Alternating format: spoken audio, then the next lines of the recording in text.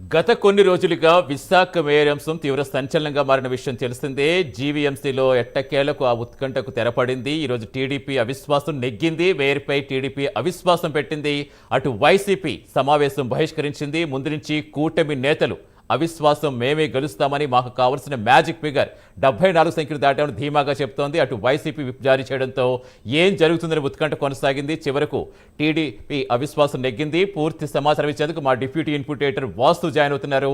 Vasu, so final గా TDP అవిశ్వాసం నెగ్గింది. ఏం చెప్తున్నారు? ఎలా ఉంది అక్కడ పరిస్థితి? ఏముంది? కూటమి నేతలు ఏం చెప్తున్నారు? కూటమి నేతలు చాలా ధీమాగా ఉన్నారు, చాలా పకడ్బందీ ప్లాన్ తో ఉన్నారు. ఆ విధంగానే ఇప్పుడు నిర్మించుకున్నారు. మేయర్పై అవిశ్వాస తీర్మానం గత 2 నెలల నుంచి కూడా చాలా ఉత్కంఠభరితంగా మారింది. వారాహోరీగా అటు మంత్రులు, మాజీ మంత్రులు బొత్స సత్యనారాయణ, ఇటువైపు మొత్తం అయిన పాత్ర అచ్చెన్నాయుడు మొత్తం ఏకమైపోయి ఎట్టి పరిస్థితి కూడా ఏపీ రాష్ట్రం అతిపెద్ద కార్పొరేషన్ విశాఖ మేయర్ అని చాలా పకడ్బందీగా సక్సెస్ అయ్యారు. 74 మంది సపోర్ట్ తో మొత్తం అవిశ్వాసం నెగ్గింది. ఇప్పుడే సమాచారం కూడా అందింది. లోపల నుంచి కార్పొరేట్లు ఎవరు కూడా బయటికి రానప్పుడు కూడా మొత్తం కూడా చాలా పకడ్బందీగా మనం చూడొచ్చు. వైసీపీ నుంచి చాలా మంది మద్దతిచ్చే పరిస్థితి కనిపించింది. ఆఖరి నిమిషంలో మాజీ మంత్రి అవంతి శ్రీనివాసరావు కుమార్తె కూడా మద్దతు ఇవ్వడం జరిగింది. మాజీ ఎమ్మెల్యే గాజువాక ఎమ్మెల్యే, మాజీ ఎమ్మెల్యే, వైసీపీ ఎమ్మెల్యే కుమారుడు వంశీరెడ్డి కూడా మద్దతు ఇవ్వడం జరిగింది.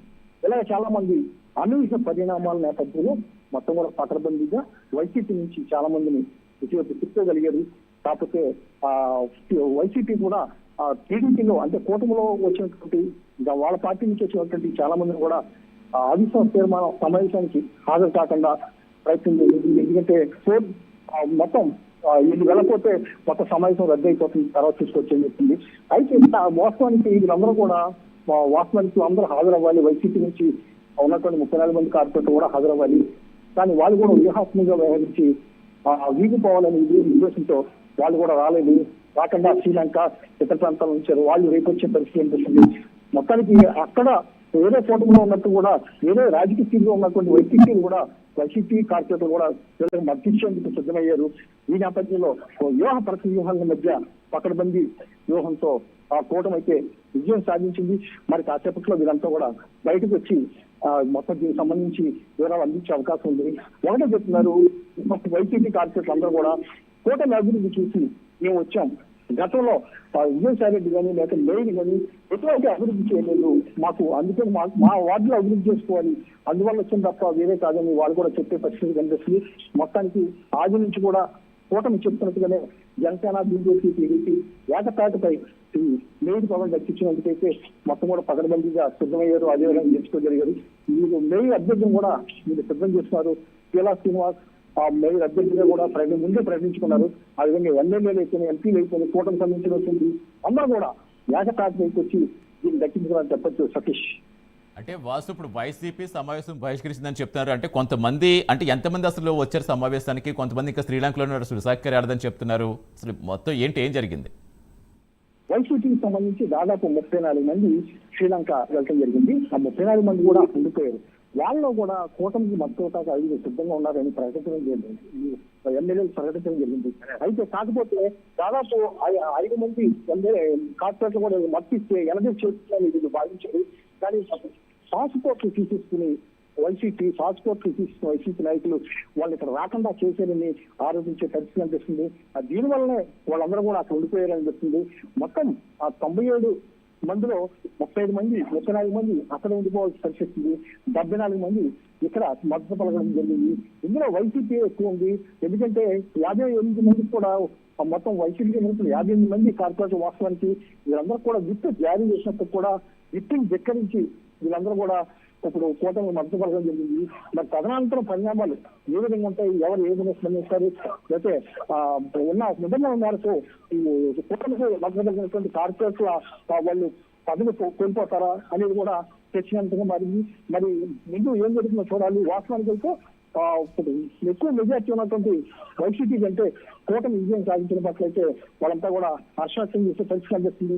కేవలం అభివృద్ధి మంత్రం గర్జించే పరిస్థితి కనిపిస్తుంది. ఏదైనా కూడా కూటమి ఆదరించి చెప్తుంది, అదే గర్జించి ఆ విధంగానే నెగ్గారని చెప్పచ్చు. ఎస్ అంటే వాసు కోర్టు ముందు నుంచి చాలా ధీమాగానే చెప్తోంది. మ్యాజిక్ ఫిగర్ దాటి మాకు సంఖ్య ఉంది, మాకు ఎటువంటి భయం లేదు, చాలా ధీమాగా ఉన్నామని చెప్తూనే ఉంది. అంటే ఇప్పుడు మీరు చెప్పినట్టుగా 58 మందికి విప్ జారీ చేసింది కాబట్టి 34 మంది శ్రీలంకలో ఉండిపోయినట్టు 24 మంది ఇప్పుడు ఇక్కడ మద్దతు ఇచ్చారా? అంటే ఆ సంఖ్యాపరంగా ఏమన్నా కొంచెం క్లారిటీ ఇవ్వగలరా? మనకి పూర్తిగా బయటకు వచ్చి చెప్తే కానీ తెలిసే పరిస్థితి అనిపిస్తుంది. ఎందుకంటే ఇంకా లోపలే ఉంది. 74 మందితో మాత్రం మొత్తం అవిశ్వాసం నెగ్గిందని చూసే పరిస్థితి అనిపిస్తుంది. ఇందులో వైసీపీ సభ్యులు ఎంతమంది ఉన్నారు, లేకపోతే కొంతమంది సంతగా ఉండిపోయినటువంటి అంటే మాజీ మంత్రి ముత్తశెట్టి శ్రీనివాస్ కూతురు వాళ్ళు కూడా శబ్దంగా ఉండిపోయే పరిస్థితి. కానీ ఇప్పుడు మద్దతు పలికారు. ఈ విధంగా ఒకరిద్దరు కార్పొరేట్లో ఆఖరి నిమిషంలో మద్దతు పలికారు. అందువల్ల గెలవగలిగారని కూడా చెప్పే పరిస్థితి వస్తుంది. ఈ మొత్తానికి ఈ ఉన్నటువంటి వైసీపీ ఎంతమంది మద్దతు పలికారు, కూటమిలో ఎంతమంది ఉన్నారు, మొత్తం కూడా కాసేపట్లో వీరంతా వివరాలు ప్రకటించే అవకాశం ఉంటుంది. ఎంత సమయం పట్టచ్చు ఇంకా బయటికి రావడానికి? వాళ్ళకి ఇంకా ఏమైనా చెప్పగలుగుతున్నారు? అక్కడ ఎవరైనా బయటకు స్పందిస్తున్నారండి ఎవరైనా? వాస్తవానికి ఇప్పుడున్న పరిస్థితుల్లో చాలా ఉత్కంఠభరితంగా మారింది. దీంతో మొత్తం కూడా భారీ బందోబస్తు ఏర్పాటు చేసి ఎవరిని కూడా లోపలికి వెళ్ళలేదు. ఒక్క కార్పొరేషన్ ఐడి కార్డులు కూడా ఇచ్చి వాళ్ళ చూసి లోపలికి ఇచ్చి పంపించే పరిస్థితి ఏర్పడింది. మొత్తం అధికారులు అయితే అందరూ కూడా బయట ఉండాల్సిన పరిస్థితి, మీడియాను కూడా బయట ఉంచాల్సిన పరిస్థితి. మరొక గంటలో వాళ్ళంతా బయటకు వచ్చే అవకాశం ఉంది.